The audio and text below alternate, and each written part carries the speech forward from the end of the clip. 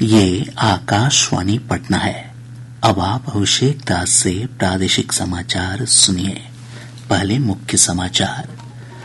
राज्य सरकार ने पुल गिरने की घटनाओं के मामले में 2 कार्यपालक अभियंताओं समेत 15 अभियंताओं को निलंबित किया। प्रदेश में बड़े पैमाने पर पुल गिरने की घटनाओं को लेकर सत्ता पक्ष और विपक्ष के बीच आरोप प्रत्यारोप हुआ तेज।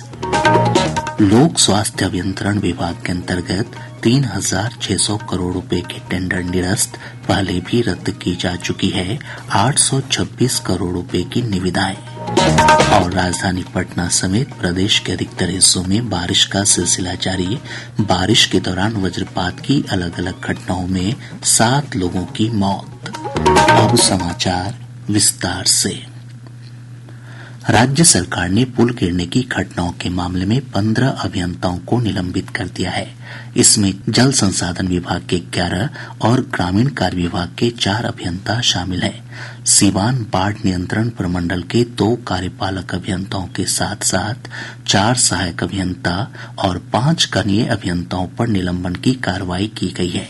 साथ ही 2 अभियंताओं से स्पष्टीकरण की मांग की गई है। विकास आयुक्त चैतन्य प्रसाद ने बताया कि 9 पुल पुलिया ध्वस्त हुए हैं, जिसमें 6 पुराने और 3 निर्माणाधीन थे। श्री प्रसाद ने कहा कि जांच में पाया गया कि संबंधित अभियंताओं ने पुल पुलिया को सुरक्षित रखने के लिए एहतियातन कदम नहीं उठाए और समुचित तकनीकी पर्यवेक्षण नहीं किया। साथ ही कार्यकारी संवेदक के स्तर पर भी लापरवाही बरती गई।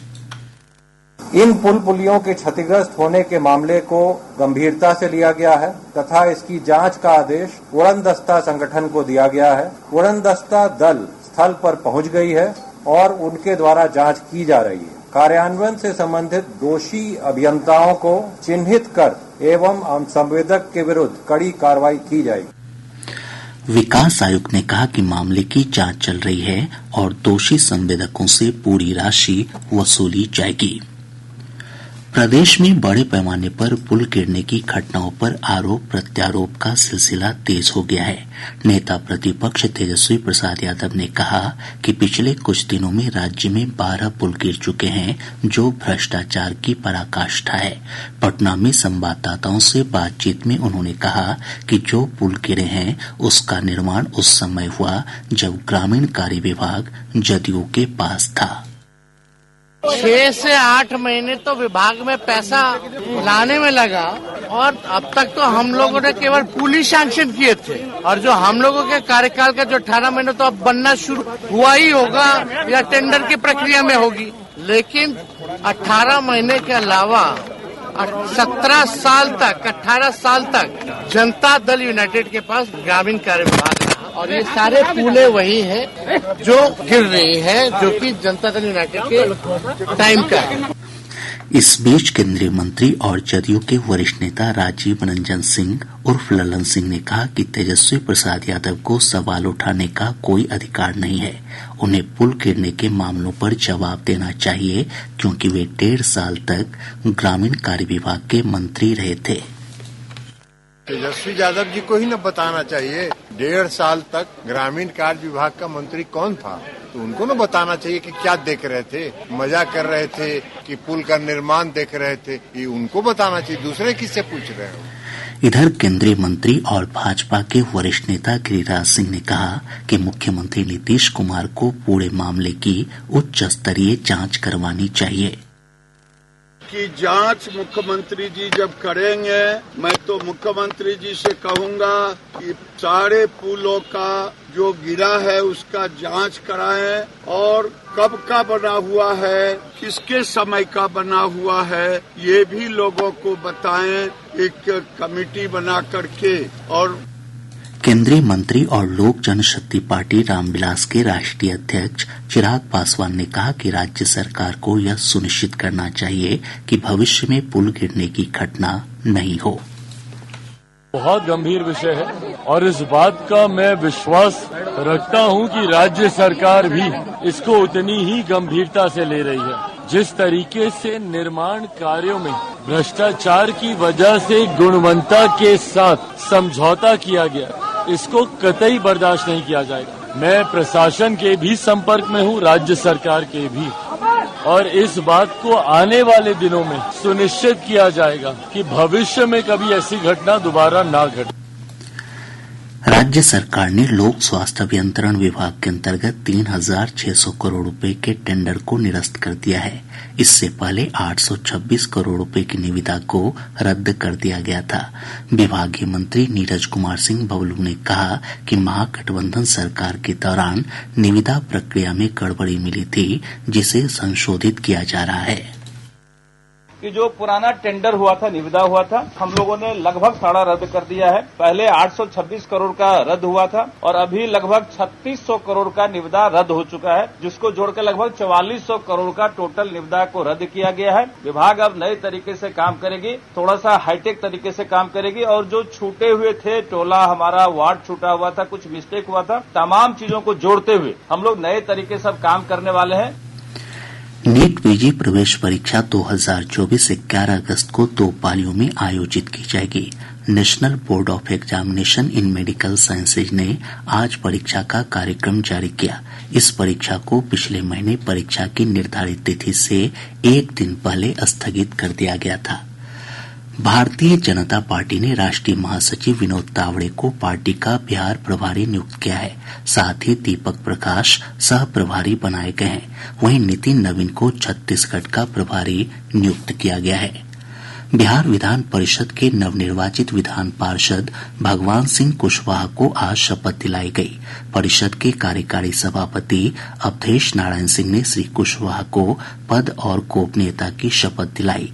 इस अवसर पर मुख्यमंत्री नीतीश कुमार, उप मुख्यमंत्री सम्राट चौधरी और संसदीय कार्य मंत्री विजय कुमार चौधरी समेत कई वरिष्ठ नेता मौजूद थे।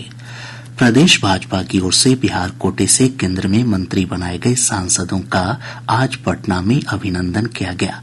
समारोह में केंद्रीय मंत्री गिरिराज सिंह, जीतन राम मांझी, ललन सिंह, नित्यानंद राय, रामनाथ ठाकुर, राजभूषण चौधरी और सतीश चंद्र दुबे शामिल हुए।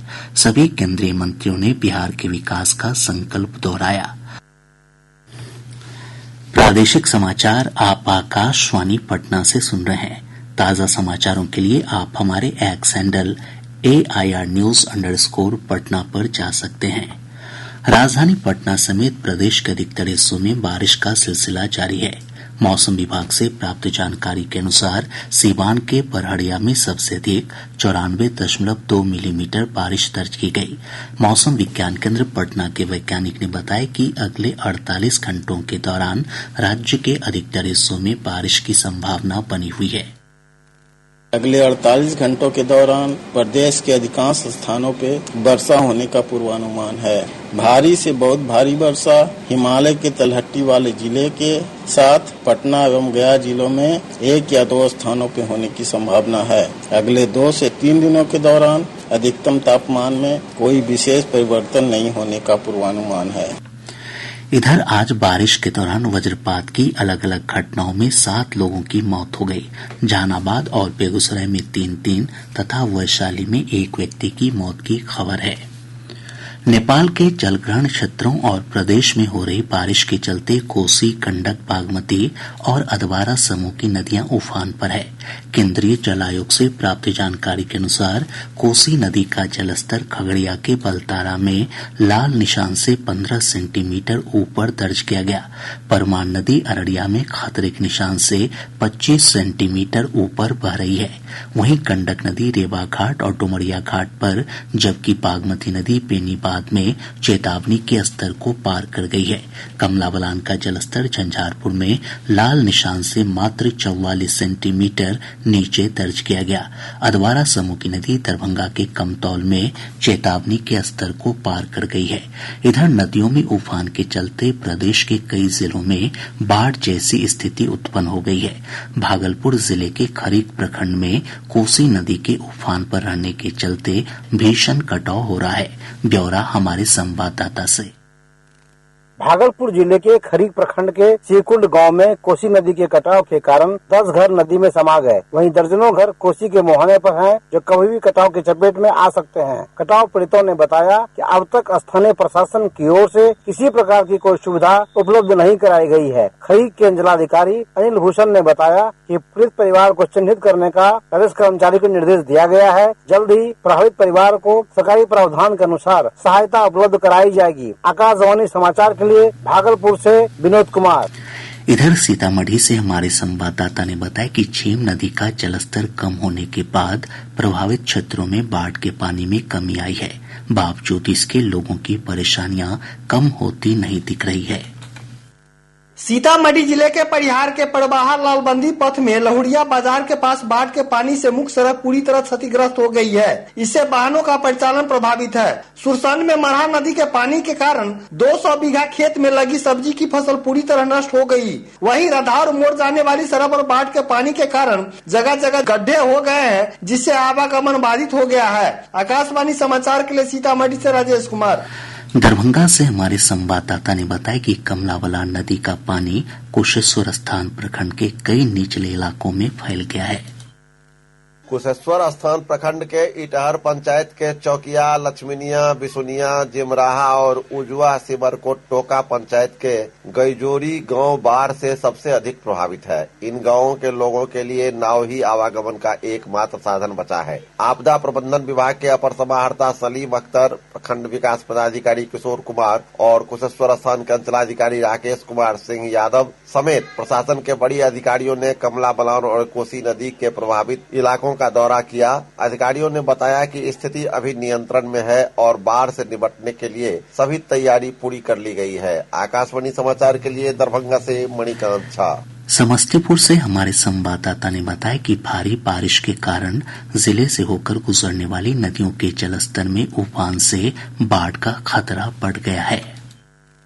जिले के बिथान प्रखंड से होकर गुजरने वाली कोसी, कमला और करे नदियों का जलस्तर बढ़ने लगा है। स्थानीय लोगों के अनुसार यदि इसी तरह इन नदियों का जलस्तर बढ़ता रहा तो प्रखंड क्षेत्र के सलाह चंदर पंचायत के 3 गांवों के निचले इलाकों में बाढ़ का पानी फैलने की आशंका है। इधर जल संसाधन विभाग के अभियंता तटबंधों की लगातार निगरानी कर रहे हैं। साथ ही बाढ़ निरोधात्मक कार्य भी जारी है। आकाशवाणी समाचार के लिए समस्तीपुर से कृष्ण कुमार। राष्ट्रीय जनता दल आज अपना 28वां स्थापना दिवस मना रहा है। इस अवसर पर पार्टी के पटना स्थित प्रदेश कार्यालय में समारोह आयोजित किया गया। महान समाजवादी नेता और पूर्व केंद्रीय मंत्री रामविलास पासवान की 78वीं जयंती पर आज उन्हें श्रद्धापूर्वक याद किया गया। हाजीपुर में केंद्रीय मंत्री चिराग पासवान ने रामविलास पासवान की प्रतिमा पर माल्यार्पण कर उन्हें श्रद्धांजलि अर्पित की। और अब अंत में मुख्य समाचार एक बार फिर। राज्य सरकार ने पुल गिरने की घटनाओं के मामले में 2 कार्यपालक अभियंताओं समेत 15 अभियंताओं को निलंबित किया। प्रदेश में बड़े पैमाने पर पुल गिरने की घटनाओं को लेकर सत्ता पक्ष और विपक्ष के बीच आरोप प्रत्यारोप हुआ तेज। लोक स्वास्थ्य अभियंत्रण विभाग के अंतर्गत 3,600 करोड़ रुपए के टेंडर निरस्त पहले भी रद्द की जा चुकी है 826 करोड़ रुपए की निविदाएं। और राजधानी पटना समेत प्रदेश के अधिकतर हिस्सों में बारिश का सिलसिला जारी।